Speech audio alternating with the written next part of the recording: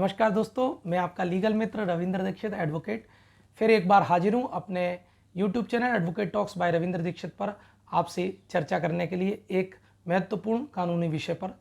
दोस्तों, आरक्षण की व्यवस्था और आरक्षण का विषय इस देश में हमेशा गर्माता रहा है, चाहे वो राजनीतिक मंच हो, चाहे वो सामाजिक मंच हो और चाहे वो न्यायालय के कक्ष हों कि आरक्षण की व्यवस्था इस देश के लिए लाभकारी है या इस देश के लिए लाभकारी नहीं है। ऐसी बहस हमेशा चलती आ रही है और आज भी ये बहस जारी है। इसी के संबंध में हाल ही में 103वां जो संविधान संशोधन हुआ, जिसके माध्यम से EWS श्रेणी को 10% का आरक्षण भारत सरकार द्वारा दिया गया, इसको चुनौती देते हुए सुप्रीम कोर्ट में लगभग 40 याचिकाएं प्रस्तुत की गई थी और इन 40 याचिकाओं पर 7 नवंबर 2022 को सुप्रीम कोर्ट की पूर्ण पीठ यानी संवैधानिक पीठ 5 जजों की पीठ ने एक फैसला 3-2 के रेशो से सुनाया। इस फैसले में जो बातें 3 जजों ने अपने पक्ष में रखी और 2 जजों ने अपने पक्ष के समर्थन में रखी, ये सभी बातें मैं आपको अपने इस वीडियो में आज बताऊंगा। तो दोस्तों, आरक्षण की व्यवस्था क्या है, आरक्षण के संबंध में सरल शब्दों में समझने के लिए और EWS आरक्षण को समझने के लिए आप मेरा ये वीडियो पूरा जरूर देखें, इसे लाइक करें, सब्सक्राइब करें, शेयर करें। तो दोस्तों, आज के हम विषय पर आते हैं। दोस्तों, भारत सरकार ने 103वें संविधान संशोधन में अनुच्छेद 15 और 16 में संवैधानिक संशोधन करते हुए आर्थिक रूप से पिछड़े हुए सामान्य वर्ग के लोगों को 10% आरक्षण शैक्षणिक संस्थानों में प्रवेश लेने के लिए और रोजगार में 10% के आरक्षण की व्यवस्था प्रदान की गई।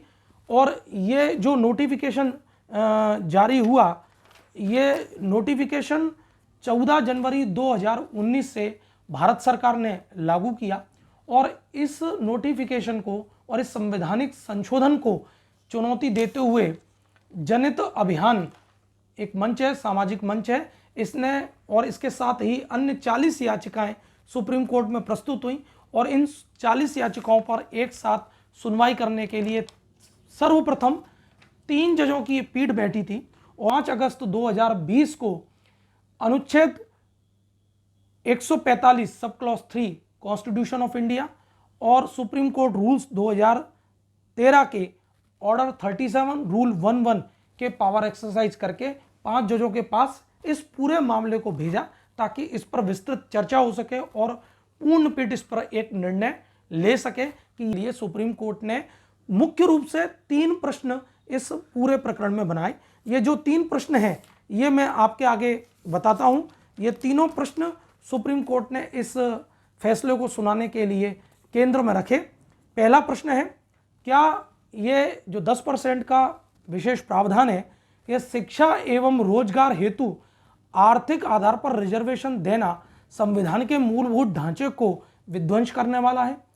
दूसरा प्रश्न बनाया, क्या किसी भी परिस्थिति में सामाजिक एवं शैक्षणिक रूप से पिछड़े हुए SC, ST एवं नॉन क्रीमी OBC को इस विशेष 10% आरक्षण जो EWS से बाहर रखता है, दोनों वर्गों में भेदभाव पैदा करने वाला है, जिसके माध्यम से संविधान के आधारभूत ढांचे को नुकसान पहुंचेगा? तीसरा, क्या EWS 10% जो रिजर्वेशन है, ये अधिकतम आरक्षण की जो 50% की जो सीलिंग लिमिट है, इसको ब्रीच करने वाली है? क्या इसको नुकसान पहुंचाने वाली है? या अधिकतम 50% की जो सीलिंग लिमिट है, इसको ये 10% का EWS का आरक्षण क्या इसको सीलिंग लिमिट को क्रॉस करता है? ये 3 प्रश्नों को केंद्र बिंदु बनाकर संवैधानिक पीठ ने अपना फैसला सुनाया। एक विस्तृत आदेश 7 नवंबर 2022 को 3-2 के रेशो से सुनाया और पुष्टि करी कि इस देश में 10% EWS आरक्षण को जो 103वें संविधान संशोधन के माध्यम से मान्यता दी गई है, जिसके माध्यम से आर्थिक रूप से पिछड़े हुए लोगों को शैक्षणिक संस्थानों में प्रवेश लेने के लिए और रोजगार में 10% का जो आरक्षण प्रदान किया जाएगा, वो संविधान के ढांचे के अनुरूप है। संविधान के दायरे में रहते हुए ये संवैधानिक संशोधन किया गया है। इसको किसी भी प्रकार से असंवैधानिक डिक्लेयर नहीं किया जा सकता, इसको अल्ट्रा वायरस डिक्लेयर नहीं किया जा सकता। ये 3-2 से सुप्रीम कोर्ट ने पुष्टि करी। किंतु जो न्यायालयीन कार्रवाई की एक स्वस्थ परंपरा है, जो संवैधानिक व्यवस्था के अनुरूप एक परंपरा की मेजॉरिटी व्यू जो होता है वो इस देश में लागू होता है, तो 3-2 से मेजॉरिटी व्यू ने इस संवैधानिक संशोधन को मान्यता दी और ये इस देश में जनवरी 2019 से जिस दिन ये लागू हुआ तभी से ये लागू माना जाएगा और संवैधानिक संशोधन 10% आरक्षण को, ईडब्ल्यूएस आरक्षण को मान्यता प्रदान की। यह ईडब्ल्यूएस 10% जो आरक्षण है ये एससी, एसटी और ओबीसी वर्ग को जो आरक्षण दिया जा रहा है उससे भिन्न आरक्षण है और ये किसी भी प्रकार से 50% की एक्सिट जो सीलिंग लिमिट है इसको क्रॉस करने वाला नहीं है, ऐसा सुप्रीम कोर्ट ने अपने निर्णय में बताया है। दोस्तों, मैं आपको इस वीडियो में जो जस्टिस बेला एम त्रिवेदी और जस्टिस पारदीवाला ने जो अपने निर्णय सुनाते समय जो कोट किया है वो बताना चाहूँगा, वो बहुत इंपॉर्टेंट है। जस्टिस बेला एम त्रिवेदी ने अपने जो जजमेंट लिखा उसके पैरा 28 में 3 लाइनें कोट की हैं जो कि मैं आपको एज इट इज़ आपको पढ़कर बताऊंगा। उन्होंने विशेष रूप से कहा, however at the end of 75 years of our independence we need to revisit the system of reservation in the large interest of society as a whole as a step forward towards transformative constitutionalism।